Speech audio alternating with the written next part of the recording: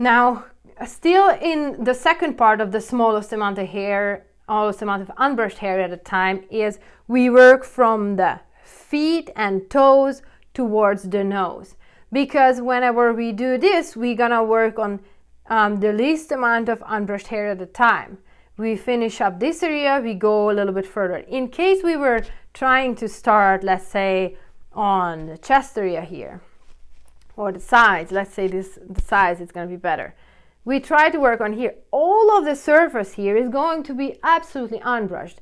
There's going to be probably tangles there, even mats from the harness, and it's going to be painful for your doggy. So working on less unbrushed hair at a time will give you that advantage, especially if you combine it with working from the tip of the hair towards the base of the hair.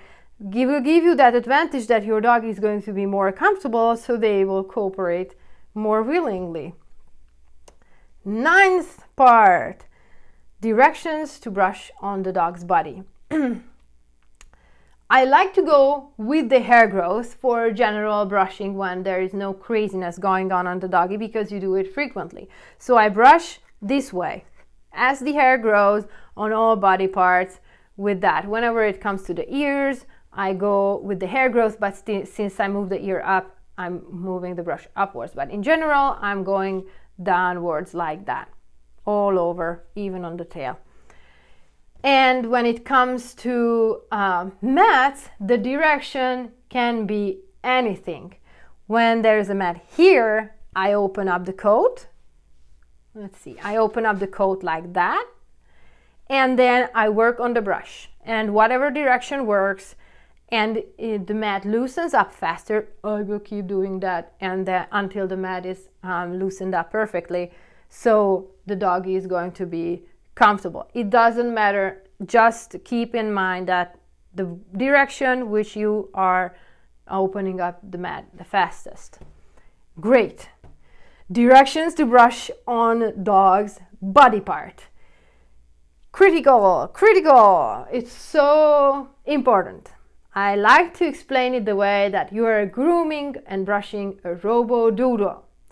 A robo-doodle is a square little thing which has 6 sides, just as a dice. Outer side, inner side, front, back, bottom, and top. Every single body part on your doggy has these features, these sides on, and you really need to make sure that you are taking care of those and the edges. That's the way that you're gonna be able to cover every single inch or square inch on your doodle, so you're gonna be absolutely tangle and mat free.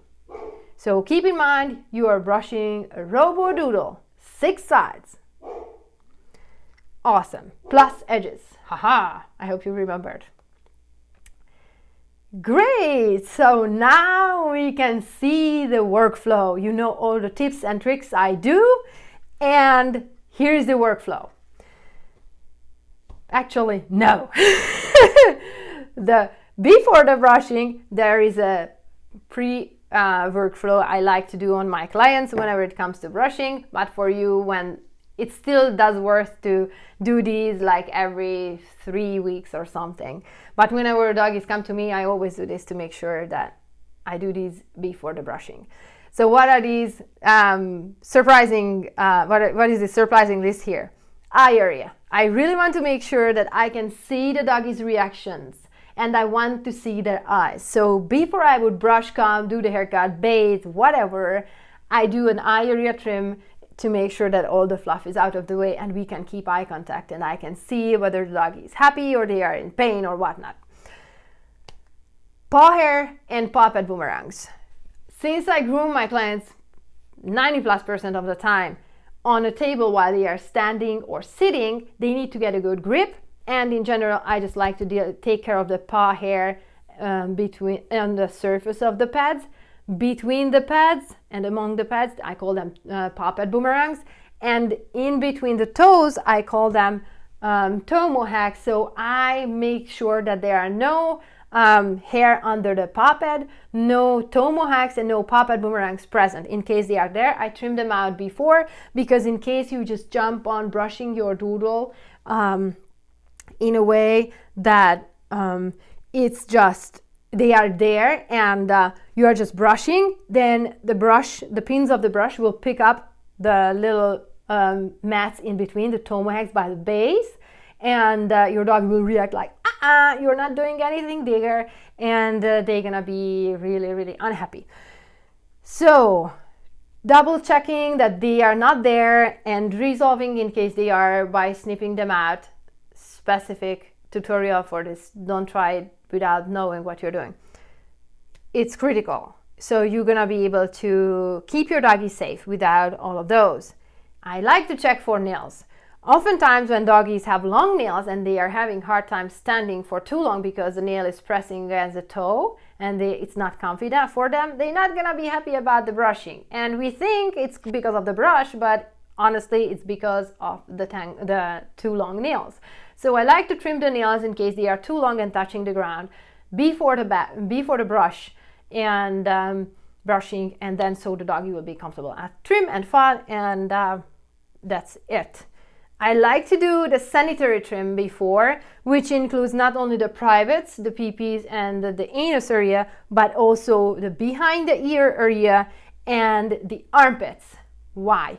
Because those areas tend to get tangled so much, and since they are so sensitive, there's no way I'm doing any kind of brushing closer to those areas or right in the spot, like behind the ear here or around the armpits. I shave those too, and also the private areas, and whenever there are tight mats around the inner thighs or around the belly area, around the pee-pee for guys, or by the balls area back there, or by the vulva for females, and around the anus, I cut those areas out because there is just no way I would be able to keep friendship scores between us with the client I'm working on and not dealing with those first. So that's a critical part for you to check whether it's needed. And in case you feel brave enough and up to the challenge, you can learn about how to do it yourself, or you can take your doggy to the groomer to take care of that, and maybe even get a brush out if you don't want to do it yourself, or do the brush out at home once you got all of these taken care of with the face, feet, and fanny trim. That's how I like to call the little package covering all of that. So, brushing time after like 45 minutes or whatnot, talking about this. And so what is my workflow? The way I like to go about it is I start on the right side of the doggy. I'm right-handed, and this is just my preference. So I start with the hind leg, and especially in case I'm working on a new client. I like to work on the hind feet because in case they react, and I have an extensive intake form, so I got precautions from honest parents about their doodle's behavior. I always like to leave a little bit more room for the introduction for me to react in case they try to snap at me or react in a way that I was not expecting. There is like almost zero chance that my clients will do that, because by the time we get to talk about the desired trim, I'm gonna be able to tell, because I'm giving so much rubs and check the doggy, I'm gonna be able to tell how the doggy is doing with me. So most of the time it's no chance, but I really like to leave some extra room for me to react in case doggy had a bad experience or whatnot, and he or she would get triggered for some reason. So this is the way that we get used to each other and we go with the flow together. Hind feet, I work on the right side, hind feet. And I start there and I work my way up. I'm gonna put the brush down so my hands will indicate the brush, and I'm gonna move these guys here a little bit. So I'm working on the hind leg and I'm working upwards like that, up on the leg. I want to mention that there is a hole, I call it hoka hole, that the doggies have on the inner and outer side as well. It's about this height, and it's a critical spot because hair is in there and it gets matted so bad because the hair does not get brushed in there. So the thing I do is I grab the skin on the above or below, or in the area, but I twist the skin so the hair from the hole will pop out on the bone area there, and I can brush it. So keep an eye out. That spot gets matted so bad. and I want you to know about it. And I work all around on the hind leg. And while I'm working on this hind leg, I also take care of the inner side of the other leg, all the way up to the privates. And up next, I work from the leg towards the butt area. I cover everything up to the inner middle section, and whenever I'm working there, I'm always keeping the privates safe and behind my hand. So I'm working on this side and everything is on the other side. Let it be a vulva or a set of balls or the leftover of the balls, so the doggy will feel safe and the brush or comb, whatever I'm using, will not get even accidentally there. Awesome, butt area covered. We are going a little bit further, and this area on the sides and side and back.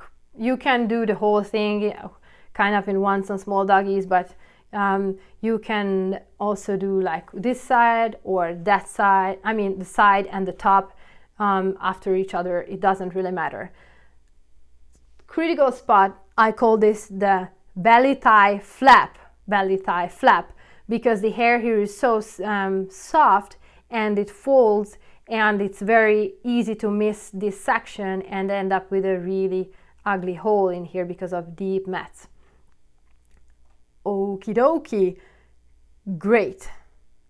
We got that, perfect. And I usually do the belly. I'm just taking a peek at my notes here because I have tiny sections like this hoka hole and belly flap on the info here, and I want you to know every single possible way to find mats and the tricky spots as well, because whenever I'm doing it, it's more like doing, I'm not really thinking about the logic of it, and having these notes helps me huge, so you're gonna know what's in my mind while I'm doing it. So after the belly is covered, usually I do it with holding the leg up, especially for large doggies, and just brushing the area there. And then I put the leg down and I do the front feet.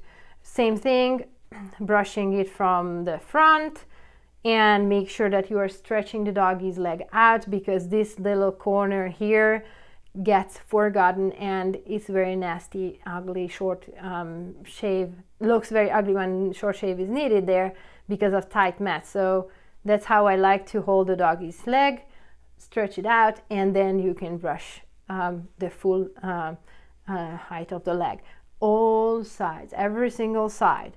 And while I'm doing the front leg, I sneak in the other side of the other leg, the inner side of the other leg, the left one. Awesome. One more thing about the front leg, that's why I really love my little notes here, is the wrist groove. Now the doggies have the same hole on the front as well. I named it wrist groove. I was on doggy forums for veterinarians, groomers, vet techs. No one could tell me how the wrist groove, the hoka hole, and the belly thigh flap is called.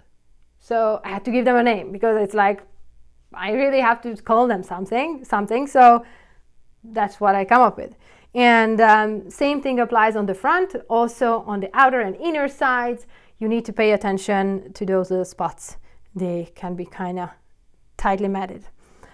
Chest area. I go up from the legs towards the chest area with the brush, and pay specific attention around the harness area, because that has a lot more movement than on the rest of the body, except for when the doggy has a sweet spot around the base of the tail or behind the head, and they get a lot of rubs there. Now those areas can get really matty too because of the sweet spots, but the harness area gets really, really tightly matted in case you're not paying special attention. So depending on your doggy's, the type of your doggy's harness, you follow the lines of it and make sure that you found every tangle and mat. Great. We are going upwards, and the collar area. Another very typical part for the doggies to get really matted under the collar. Some parents do the thing which I really don't like, that they won't take the collar off because they are holding their doggy close by grabbing on it. It's not cool because it means two things. You're gonna miss under it, and the second, it's even more heartbreaking one, is that your doggy is not really liking what you are doing, but you're still forcing him to be there, or her. So take it off, and when your doggy is telling you something you are doing that it's not comfy for them, listen to them and change your behavior and tool or the environment, whatever you translate the behavior to, with the help of these videos here. Awesome. So front legs, chest area, harness collar, perfect. We are up at the muzzle. Excellent. So I'm brushing the muzzle now. I like to keep sensitive spots like the whole head and the tail area last on one side, and then we leave the tricky spot. Usually we take a break at here, and then I do the other side and we finish with the tail. So that way the doggy will get a break after the tricky spots, and everybody can keep their sanity and the friendship will thrive. In case you need more breaks, by the way, you totally can. I had more clients that I had to take breaks after a few strokes. So you figure out what your doggy needs and then you go with the flow. So I brush the muzzle area, the cheeks, and under the ear, typical area that parents miss, that they are not lifting the ears up and this really thick coat wouldn't get touched. And it really should, because that looks really strange and kind of crazy when the doggy gets a short shave here. And we brush the inner side of the ear, as I showed you, and the outer side of the ear. I put my hands under the ear and I brush it that way to make sure that I'm not scratching the doggy's ear, eye or whatnot. And we're gonna brush behind the ear. Oh, and around this time, around the muzzle time, I also brush the chin. I like to go from the neck area, even after the neck area you can squeeze it in, and I just like to brush it like that. So you can hold the doggy's lower jaws, the side, the edge, or the tip of it, and then you're gonna be able to hold the chin up high, so they're gonna cooperate and they will feel comfortable. I don't like to the goatee grab, when they grab a piece of chin hair and they move the doggy's head out, and because it just hurts. I know it works, but it hurts. That's why it works, and I don't want anything what hurts, because for once there are other alternatives and our friendship will suffer, and the doggy might stay there for once, but later down the road he's gonna use or she's gonna use even trickier and more strong discomfort signs, not like just moving away, but showing teeth, growling, and biting the tool or you. So keeping the friendship totally does work, and then it totally does worth it. So we talked about behind the ear, we just skip to the chin area, and that's the time when I brush the top of the head and join the cheeks and the under the ear area together and the behind the area together. Now that's the time when I take a break and at least and come back to do the other side the same way, and I start with the back and then go with the side and back and the front legs, chest and chin, muzzle, cheeks, under the ear, here, the inner side of the ear, outer side of the ear, behind the ear, top of the head, and the tail. That's gonna be the last part that I hold the tail this way and I brush with the hair growth. After brushing, I like to use a comb because that will help me find the tiniest mats which I may left in the coat. How I do that? With the comb, I start from the tip of the nose and I work towards the tip of the tail and the tip of the toes. So I hold the doggy's muzzle and I start with the muzzle area, the cheeks, under the ear, the chin, and I go down the chest area and front legs, inner side, outer side, feet, all over. Under the ears, behind the ears, inner side of the ears, outer side of the ears, and I go top of the head, and I go all over the back and go down on the sides, also on the ribs, harness area, belly thigh flap. Make sure that you are checking that. Outer side of the legs, butt area, inner side of the leg, and the front side of the leg.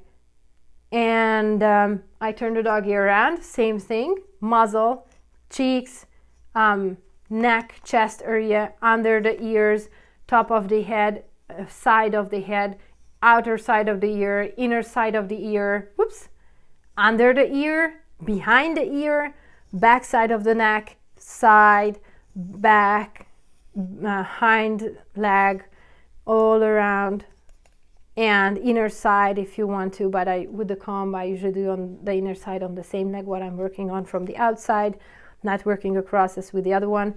It's easier with the comb, I think.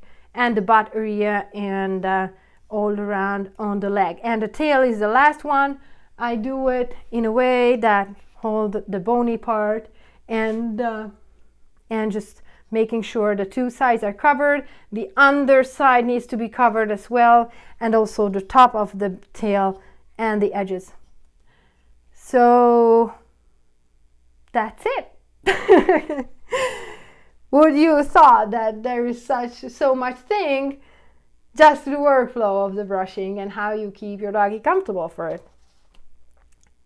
Okay, now then you saw that that's my workflow, the optimal thing, that's the ideal for me.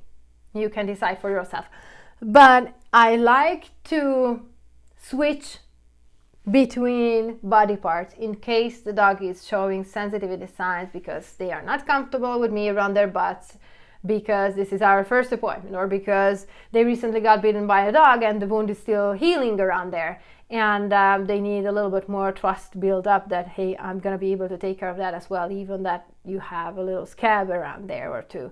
So feel free to switch around the body spots. Just make sure you're following that you're working from the on less hair at a time, and from the tip of the hair towards the skin, and to make sure that you are using the right equipment and all the precautions and basically everything what we are talking about. So you don't have to follow these steps in this order. You can go your own custom way, whatever your doodle likes.